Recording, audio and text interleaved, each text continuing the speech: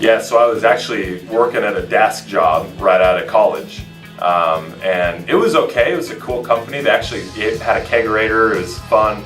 But I knew it wasn't my passion, and so I knew I wanted to make that decision to go back to grad school, get into coaching.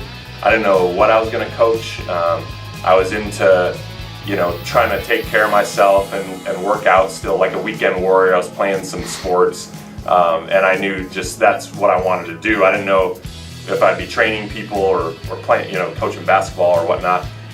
And so I got into softball. I played baseball and started playing men's fast pitch softball. Really loved it, loved the differences. And that was about the same time that I started with my first coaching job, which was, doing the parking for basketball, doing concessions, really trying to make all the ends meet. But that got my foot in the door, and I loved coaching, and I've stuck with it ever since. A lot of coaches come to mind. There's been a lot of really good influences on me, whether I've played under them or coached under them. But I'll have to choose two out of that that really stand out. And the first one was right when I was getting into coaching, and that was at the University of Louisville. I was doing an internship actually for strength and conditioning. And Tina Murray, who's still there, was a great mentor. I mean, she just laid down the expectations. Hey, we expect you to work. She led by example. She's always working hard, pushes the athletes in a good way. And so she was a definite, very good influence on me right when I started getting into coaching. So that kind of laid the groundwork. That really sparked a lot of my passion. It's like, okay, coaching isn't just kind of standing around and hoping they do well. Like you got to be in there helping them get better. And then Don Meyer, legend at Northern State. For people that don't know, one of the winningest of all NCAA programs. However, it was Division II, so not everyone heard of him, but he was up there with Coach K and all those guys. But the things that were the most important were just how he runs programs, how he cares about people, had a huge impact on all of us coaches there at Northern State also. He would bring us in, give us talks, answer questions. So just being able to be around him, watch his practices, even though I was into softball, you take a lot out of watching someone like that coach. So I'd say those were the two that really stood out the most to me.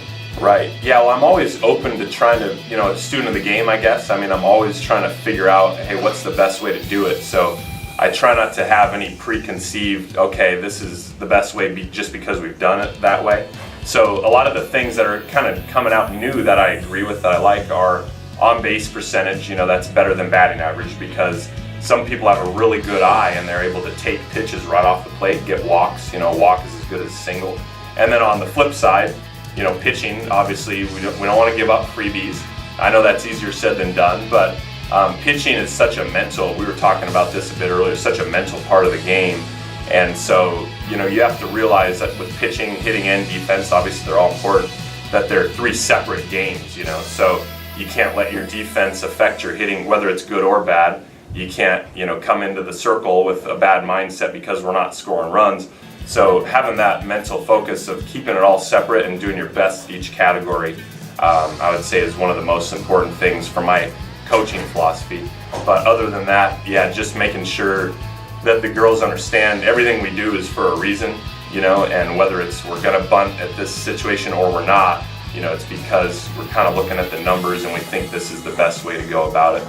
Yeah, I think right away, short term, it's just gonna be really important that everyone understands and they're on board with we're going to outwork people, because that's something you can control 100%. So I have high expectations on controllables, and if we have that kind of passion and we want to get better and we want to be good leaders, then things are going to take care of themselves, And then it'll be up to me to make sure we're coaching the right way and recruiting good athletes. And I think long term then, if we're doing all those things, controllables are the way that we can do it, we're outworking everyone in the conference, we're getting the athletes and developing the athletes, then I think for sure we can be right up there with any conference team, and that's my goal also long term, is to be able to compete with anyone in the conference, and give them a game. I mean, you're not going to go undefeated unless you're, done something that's never been done before. So, but we want to be in there competing against every team, giving everyone a game, and I think when you're doing that, you're going to win a lot more than you lose for sure. Yeah, the thing that comes to mind for really any type of recruiting that I want to do is will over skill. And that doesn't mean that I get rid of skill. Obviously, you have to be good enough to play college softball. But once you're past that threshold, I'm looking for kids that have the passion. They want to get better. Nothing's going to get in their way. They have great leadership. They love the game. And that flows into their academics, into the community, how they treat people. So if those are the kind of athletes that we're getting, I have no doubt that we're going to achieve those short-term and long-term goals within the program.